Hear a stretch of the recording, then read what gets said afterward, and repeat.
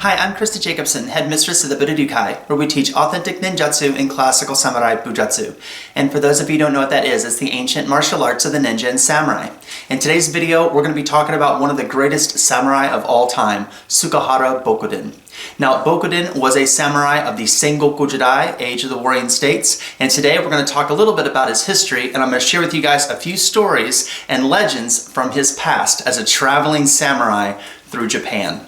Now, before I begin, I always give a shout out to all of my new viewers, so if this is the first video that you guys have seen of me, my name is Christa Jacobson. I'm the headmistress of the Budo, which means School of the Warrior Way. We teach koryu ninjutsu and koryu bujutsu, so the ancient martial arts of the ninja and samurai. This organization does have other areas of focus, such as reality-based self-defense, weapons training and tactics, concealed carry, survival skills, martial arts theory, thought, and philosophy, martial arts conditioning. If any of these topics interest you at all, please subscribe to my YouTube channel and don't forget to click the bell. I do post 2 to 3 videos every single week, so if you're interested in any of those topics, please subscribe, click the bell, and keep up with what we're doing. So today we're going to be talking about Tsukahara Bokuden. He was born in 1489 and he died in 1571. He was a samurai of the Sengoku age of the Warring States. He's known as a kensei, meaning a sword saint. He even developed his own method of swordsmanship, Kashima Shintō-ryū. Now, when people talk about the most famous samurai of all time, they usually talk about various members of the Yagyu family, Tsukahara Bokuden and Miyamoto Musashi. Now, Miyamoto Musashi and Bokuden, they weren't during the same exact time period, and I think that's what makes the Bokuden versus Musashi debate still talked about today. There's even a famous woodblock print that depicts Miyamoto Musashi trying to challenge Bokuden to a duel. Although this never happened, it's still fun to think about. According to Tokitsu Kinji, Tsukahara Bokuden fought his first duel at 17 and won.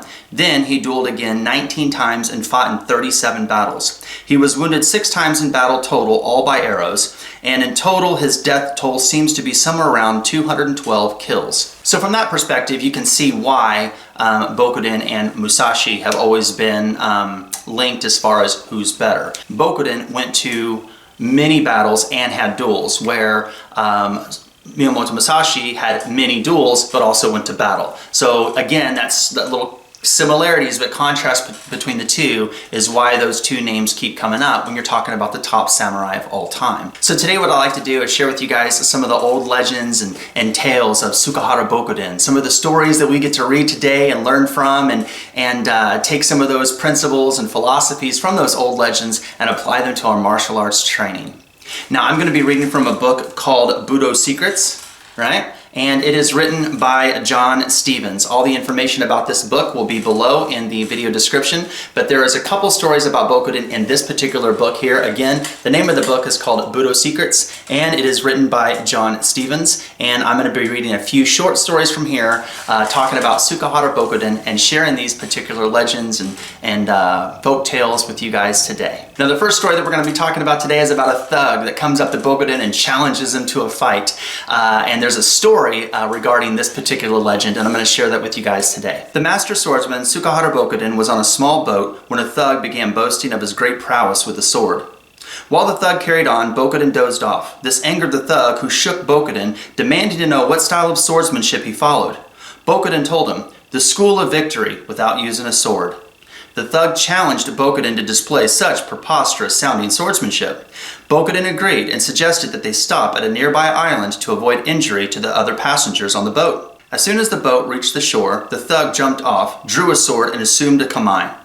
Bokuden stood up and appeared ready to follow his opponent when he suddenly grabbed an oar and pushed the boat back into the river. He yelled at the thug, "This is victory over an enemy without using a sword." Now, many of you guys have already heard this story, but you guys heard a slight variation of the story because a lot of you guys have probably watched Enter the Dragon with Bruce Lee. Bruce Lee took this old samurai tale of Bokuden, modified it slightly, and he had a little story about the art of fighting without fighting. But that was not an original Bruce Lee philosophy. That was something that he had read probably when he was studying philosophy and decided to take that particular legend or folk tale and apply it to that particular movie. So even though the art of fighting without fighting and Enter the Dragon was not an original philosophy created by Bruce Lee himself, you can clearly see Bruce Lee was inspired by Tsukahara Bokuden and some of the legends of this particular samurai swordsman, and he applied that particular story, modified it a little bit, and put it in that particular movie. The second short story that I'm going to share with you guys today is about how Bokuden chose the successor to his school of swordsmanship. Unlike many medieval swordsmen who spurned women, Bokuden was happily married with a large family. Near the end of his life, Bokuden had to decide which of his 3 sons would be his heir and become the chief instructor of his school of swordsmanship. Bokuden devised the following test. He placed a pillow above the sliding door of his room, balancing on it so it would fall as soon as anyone entered the room. At this point, he summoned each of his 3 sons. Prior to entering the room, the first son immediately sensed something amiss. He cautiously opened the sliding door, extended his hand, and caught the pillow as it fell. The second son barged right into the room, but managed to dodge the pillow as it fell. The third son also went straight into the room, but he drew his sword and he cut the pillow in half before it hit the ground.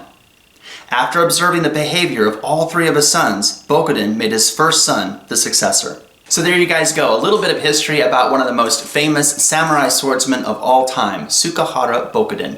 If you guys enjoyed this video, please subscribe to my YouTube channel. I do post 2 to 3 videos every single week. If you guys are interested in training in authentic ninjutsu and classical samurai bujutsu, please check out my website at budo-ninjutsu.com. There you guys can see the 7 traditions, the different philosophies and strategies that we teach. If you don't live next to one of our schools, you guys can always join the Budo online ninjutsu dojo and start training with us that way. So thank you guys very much for your love and support. I deeply appreciate it. Until next time, take care, be safe, and good luck in your journey of Budo.